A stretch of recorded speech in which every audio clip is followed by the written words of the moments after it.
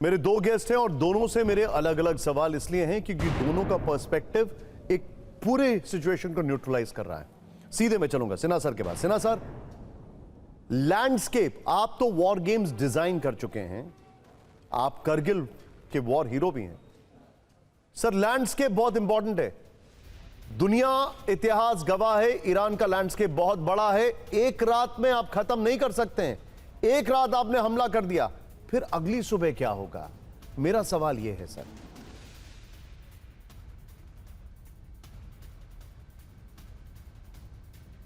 Sinha sir, मेरा सवाल आपसे था ये।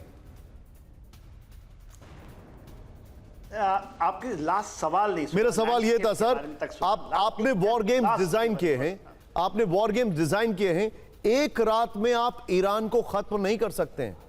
ट्रंप ऑलरेडी देख चुके हैं, रिजीम चेंज करने का ख्वाब उनका ख्वाब ही रह गया है। एक रात आपने हमला किया, अगली सुबह काउंटर अटैक मिडिल ईस्ट पर, काउंटर अटैक इजराइल पर, कोलैटरल्स का असेसमेंट किया इन्होंने?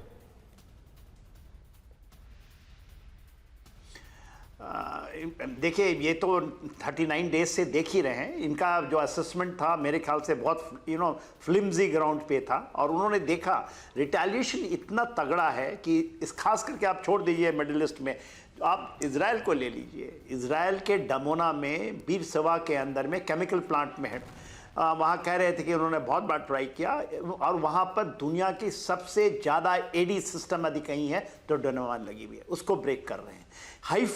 हाइफा के बगल में डेविड एयर बेस है, डेविड जो उनका सबसे बड़ा एयर बेस है, वहीं से सारे हवाई जहाज उड़ते हैं। मात्र जहाँ पर वो हाइफा के रिफाइनरी में कर रहे हैं 12 किलोमीटर दूर है वहाँ तक, क्योंकि वहाँ पर भी एयर डिफेंस बहुत ज़्यादा है। तो उन्होंने कैपेबिलिटी तो दिखा चुकी है।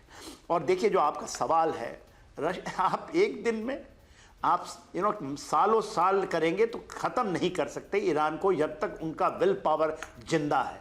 और उन्होंने दिखाया है, ऐसा नहीं 5 से 10 हजार साल तक कोई इन्वेट कर नहीं पाया है। हाँ, आज मॉडर्न वॉरफेयर में एक चीज़ है जो न्यूक्लियर में भी आप टैक्टिकल न्यूक्लियर वेपन से पूरे ईरान को एक न्यूक्लियर वेपन उसको आप झुका नहीं सकते। हिरोशिमा नागासाकी की तरह कुछ करेंगे आप तो हो सकता है विल टूटे। जो उन्होंने कह दिया, मैं बहुत खुश हूं, उन्होंने कह दिया कि हम नहीं, but there is no guarantee कि इजराइल नहीं कर सकता। उसके लिए रशिया ने उनको लिंक करके बताया, पुतिन ने खास करके कि आप करेंगे तो we are standing. Got it. अब मैं दीपक सर से पूछूंगा। दीपक सर, मुझे एक चीज लग रही है, मुझे सारा जो सीजफायर और ये मियाद, ये सब हॉगवॉश लग रहा है। USS Abraham Lincoln, USS Ford, USS Bush, USS Tripoli, USS boxer, पांचों पहुंच चुके हैं सर। इन्हीं का इंतजार चल रहा था। And combined fire power will be lethal.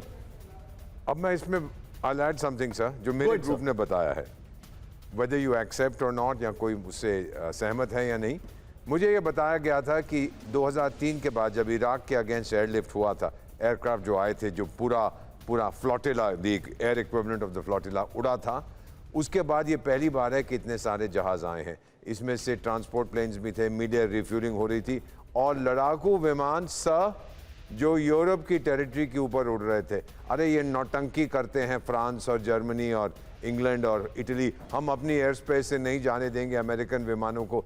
दम है आपने स्क्रैम्बल करने अपने जहाज के, अमेरिकन इंटरसेप्ट करो, ये नौटंकी है। तो वो उड़ गए हैं। It's the biggest collection of American fire power 2003 के बाद मिडिल ईस्ट में।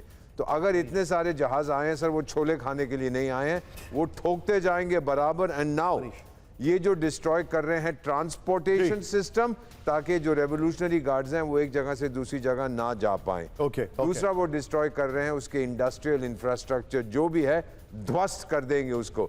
न्यूक्लियर बॉम्ब नहीं सर, क्योंकि फिर कोई ईरान में रह नहीं पाएगा। I don't think so। और उसका रेडिएशन भी सर मिडिल ईस्ट में जाएगा, भारत, अफगानिस्तान, हर जगह उसका न्यूक्लियर बॉम्ब का रेडिएशन आएगा। मुझे नहीं लगता कि इतने ज्यादा बड़ा कदम कोई उठाएगा। आप मेरे साथ बने रहिए। Manish, I am coming to you.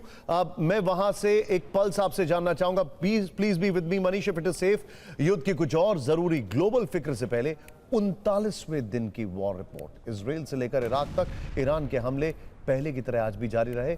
Israel और अमेरिका ने मिलकर ईरान के कई बड़े शहरों और महत्वपूर्ण ठिकानों पर एयर स्ट्राइक की है। खास बात यह है कि ट्रंप की वार्निंग के बाद ईरान पर हमले अब और तेज हो गए। ईरान भी उन हमलों का जबरदस्त जवाब दे रहा है।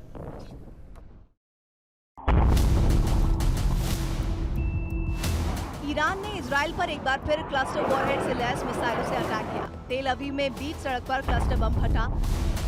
तेल अवीव में एक साथ 10 जगहों पर हमले किए गए। कई इमारतों को भारी नुकसान हुआ। तेल अवीव में धमाकों की चपेट में दर्जनों गाड़ियां आई। भारी स्ट्राइक से सड़कों पर मलबा बिखरा। हमलों के बाद शहर में दहशत दिखी। लोग शेल्टर्स की तरफ भागे।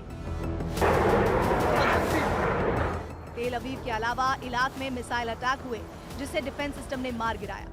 इलाद पर ईरान के साथ यमन से हूती ने भी हमला किया।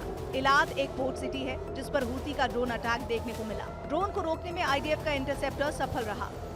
इजराइल के नहारिया में रॉकेट अटैक किया गया। यह अटैक हिजबुल्लाह ने किया था। इजराइल के पेटाह टिकवा में ईरान का हमला हुआ। वहाँ के किबुत्ज इनात में IRGC ने बमबारी की। कई इमारतें और गाड़ियां तबाह हो गईं। कार सवार एक महिला घायल हो गई।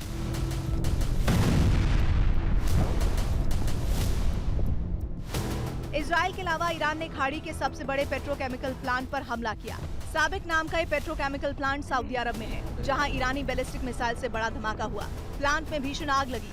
ऐसा कहा जा रहा है कि ईरान ने दक्षिणी पार्ट पर इजराइल के हमले का बदला सऊदी में प्लांट को दहला कर लिया है, क्योंकि ईरान ने सऊदी के जुबैल इंडस्ट्रियल सिटी पर भी मिसाइल अटैक किया। सऊदी का साबिक पेट्रोकेमिकल प्लांट अपने क्षेत्र में दुनिया का चौथा सबसे बड़ा यूनिट है। लेकिन ईरान के इन हमलों का जवाब इजराइल अमेरिका ने मिलकर कैसे दिया, ये भी देखिए। ईरान के शिराज में पेट्रोकेमिकल परिसर पर हवाई हमला हुआ। हमले में नाइट्रिक एसिड का उत्पादन ठप पड़ गया। नाइट्रिक एसिड का इस्तेमाल मिसाइल बनाने में होता है। इसके अलावा पश्चिमी तेहरान में एक बतन इलाके में भी एयर स्ट्राइक हुई। सरकारी इमारत पर भीषण बमबारी देखने को मिली। पश्चिमी तेहरान शाहरग इलाका भी टारगेट पर रहा। वहां IRGC एरोस्पेस फोर्स का मुख्यालय ध्वस्त किया गया। IDF ईरान के डिफेंस सिस्टम पर ताबड़तोड़ हमले कर रही है। एयर डिफेंस सिस्टम पर हमले का वीडियो भी जारी किया है। बताया है कि ईरान में अब तक इजराइल की सेना ने 130 से अधिक एयर डिफेंस सिस्टम तबाह कर दिए हैं। तेहरान के अलावा कुम शहर में भी हमले हुए। पाराचिन में मिसाइल फैसिलिटी में विस्फोट हुआ। वहां की मिलिट्री कॉम्प्लेक्स में यूरेनियम होने की खबरें हैं। तेहरान में स्पेस रिसर्च सेंटर पर भी हमला हुआ। ईरान पर यह हमले ट्रंप की चेतावनी के बाद हुए हैं। ईरान पर 100 फाइटर जेट से हवाई बमबारी की गई है। ईरान के पावर प्लांट एनर्जी फैसिलिटी निशाने पर है।